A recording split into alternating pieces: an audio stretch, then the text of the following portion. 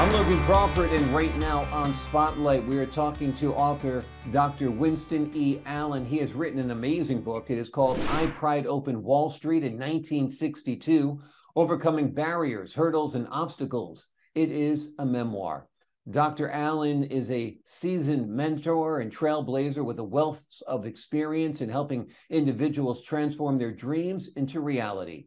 As the author of I Pried Open Wall Street in 1962, he offers readers an engaging and insightful roadmap to personal, professional, and financial success. We're delighted to have the doctor in the spotlight today. We thank the folks at Brookside Press for helping us put him in the spotlight today. And we ask viewers like you to support writers like him by subscribing to our channel. Doctor, delighted to speak with you today. I am delighted to be here. Wonderful, wonderful. You have quite a story. And as I read your book and I thought about your story and I thought about the year 1962, which was the year I was born, I thought about how different the world is today than it was 61 years ago. And it's different in large part because of brave men like you who broke down barriers. I think Barack Obama is president of the United States and Kamala Harris is vice president of the United States because people like you laid the groundwork for their successes. Do you agree? I couldn't be more delighted to hear you say that. Yes, I do agree. Yeah. Because Wall Street in 1962 had to be not only an all-boys club, which of course it was, an all-white boys club, an all Yale or Harvard boys club.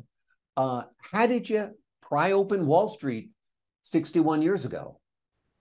Well, Wall Street, as you indicated, was a citadel of capitalism, right? And it was something that people reveled in. And the fact that behind the scenes, it was a very hostile community to folks that were minority in the United States. And that's what turned me on, because I like to face up to situations that look to be crowded and closed. And this evidently was an example of such an event. I got ideas of Wall Street because I was on a Fulbright in 1961. And I was selected, fortunately, to go to Paris. And in the course of being in Paris on the Fulbright at the Sorbonne, I happened to be in the presence of Fran Cole. Fran Cole is Nat King Cole's niece. And Fran Cole said, my fiance is coming into town tomorrow, and I'd love for us to meet, and we could have dinner together at this restaurant. And I said, great. She said, incidentally, Al Ferguson is his name, and he happens to be a gentleman that's a white guy, and he happens to be on Wall Street.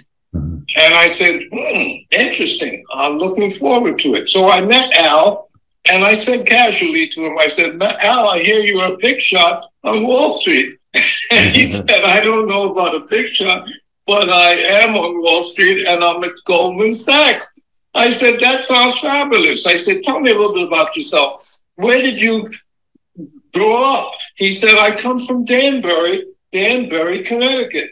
And I said, where did you go to school? He said, I went to UConn. I said, UConn? What's that? I'm from New York. I don't understand all this Connecticut terminology. He said, that's the University of Connecticut. I said, oh, that sounds great. I said, well, how did you happen to connect with Goldman Sachs? He said, when I graduated, I simply went down to their office and I said, I'd like to be a trader. And they said, fine. And you start next week. And I said, wow, that's not a bad way to start a career. Wow. He said, and it's also great because this was my first year and I just got my bonus. And guess what? I just showed the check to a friend, and it was a $250,000 bonus for my first year in 1961. So immediately I said, this is amazing. I said, wait till this Fulbright is over. I'm going to march down to Goldman Sachs and I'm going to introduce myself and say, look, I'm interested in joining your program. Well, the long story, short story is that They said, no way, Jose. We don't have any place for you because we're overcrowded. And when they were on the phone, they said, fine, come right down. What have you been doing for the last year? And I said, well, I was in Paris. Paris? What are you doing in Paris? I said, I was in the Sorbonne, the University of Paris. And what were you doing? I was studying economics. They said, well, that's marvelous. Just definitely can join this program at Goldman Sachs. I get to Goldman Sachs. They took one look at me, and you should have seen the look on their faces. They said, wait one moment. We have to check something out because we think we may have created a problem for ourselves. I said, fine, check it out and come back. They came back and said, you know what? We were afraid of this. We're overcrowded. We have too many people and we can't have that many in this class. So I said, well, when is your next class? They said, well, we'll contact you. You don't need to call us. We'll call you. All right. So then I went to Lehman Brothers. And guess what? The same story. Well, on the phone, they said, yes, this Paris idea is wonderful, Fulbrights and all that. Come down. I get there, and they said, wait a moment, we have to check something out. We may have made a mistake. So I realized that wasn't going to happen. I thought, I've got to come up with a new formula, a new way to make it. And that's when I went to the New York Library in 40th Street, and I found out that the way to get back into Wall Street or get in was to do what the Wall Street firms do. And that is to begin to find the formula for becoming a broker-dealer. Yeah. And that's what I did. And that propelled me. It motivated me. It was a horrendous year of work to make sure that I could overcome all their barriers and hurdles and obstacles. And guess what? On December the 3rd, I get a letter after accomplishing all of this that you have been accepted as a broker-dealer in Wall Street. Wow. And that was the first minority broker-dealer, black broker-dealer in the history of the United States. Amazing. 1961. And 1961 was a tremendous year on Wall Street. It was moving by 27% growth. So happened 1962 was a turn down, and the market crashed in some ways. Interestingly enough, and this is aside, Al Ferguson found that after 2 years, he was asked to leave because he did not anticipate the turn in the market, and his clients said they were not happy with it. Right. But so the volatility of Wall Street and the difficulty once you get in to remain there if you're working for a corporation. In my case, I was an independent broker-dealer, so that did not affect me. Yeah, yeah. So along the way, were you able to find white mentors who helped you? Yes, I was very fortunate because in the 1968 period, very difficult period in New York City, there was so much going on. Martin Luther King was assassinated in April. Robert Kennedy in July. There was a big fiasco in Chicago with the Democratic Party and so many things going on. And at that moment, I got a call if I would come to a cocktail party. And I went to this cocktail party and I met a gentleman by the name of Hal Levine. Hal Levine turned out to be the public relations president for his firm. And he said, after hearing my story, hey, you're a broker-dealer? Well, how did you manage that? You have 90 people working at your company? Yes. And where did you get these people from? And I told him my whole story. He said, come to my office at Grand Central Station, Pan Am Building on Monday afternoon. I get there, and he says, go right over to the Algonquin Hotel, which is on 44th Street. He said, you know where that is? I said, of course. I walk over there, and he says, there is a financial mentor waiting to meet with you, and he's going to talk with you about your career. And I did.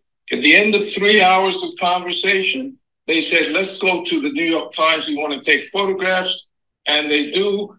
And the next morning, the story came out in the New York Times, which produced C. Peter McCullough, who was from Canada and was CEO of this corporation, which you know of as Xerox, an $80 billion corporation. And he said, if you can do all that you've done with your limited funds and a corporation that you formed, you want to be with Xerox. And they made me an offer.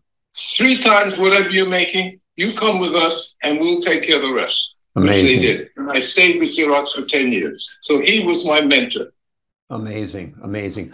Well, it seems like it was a combination of sheer determination, an absolute attitude of I will not give up, and then a few kind-hearted people who could see through their racism to give you a helping hand. No question about it. Yeah. Very helpful. Yeah, absolutely, absolutely. The Wall Street. They've done it without them. You know, when I think of Wall Street today in 2023, I still think of a bunch of white guys. There are still barriers to be lifted there, don't you think? Yes, there are. Yeah. But the door has been opened. Yeah. To the extent that there are some personalities that got into Wall Street after the door was open, and they have been able to be successful. Exactly, exactly. Getting in there first. Were you able to mentor people during your career who were having a hard time like yourself?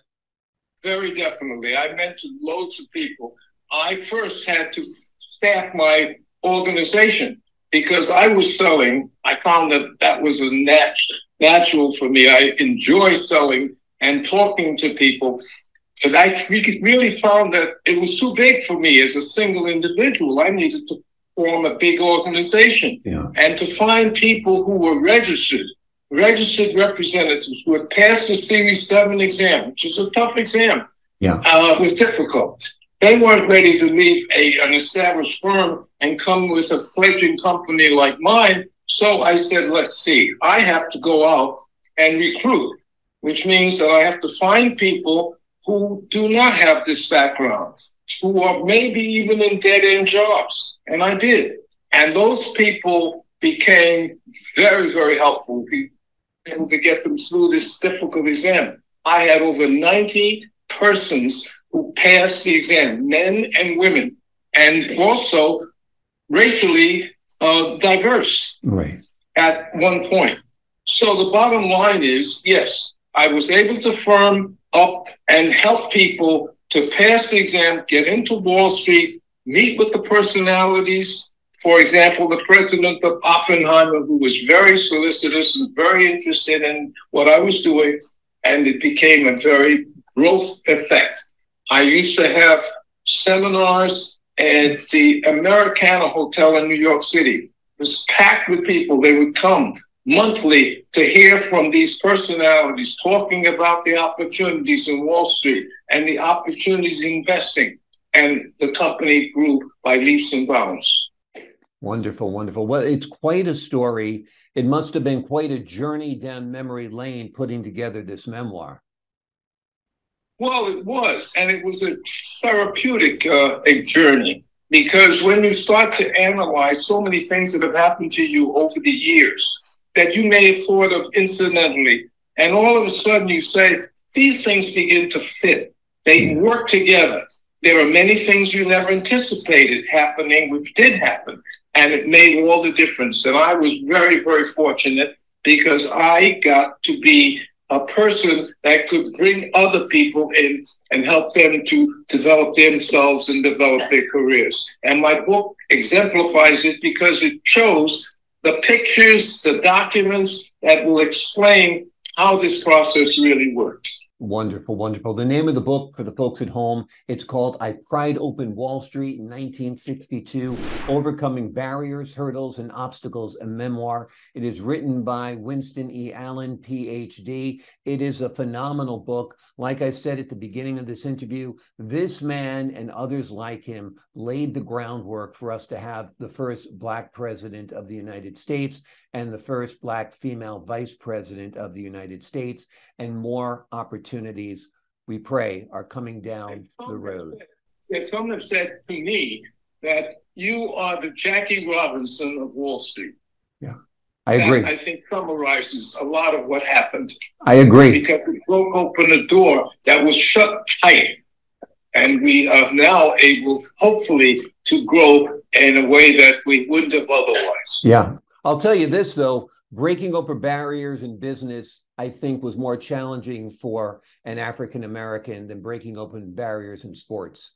Because you did have Joe Louis, for example, who was a great boxer and so forth. So not to belittle what others have done, I'm saying, you know, your work on Wall Street and breaking through at that during that era. This is before the Civil Rights Act. This is before, you know, a lot of changes in society, is just astonishing and so admirable. So I am very, very honored to talk to you. And I thank you so much for joining us here today. It's been such a pleasure. Thank you so much. Pleasure's been all mine. And to the folks at home, I'm Logan Crawford, thanking you for your time this time. Until next time on Spotlight.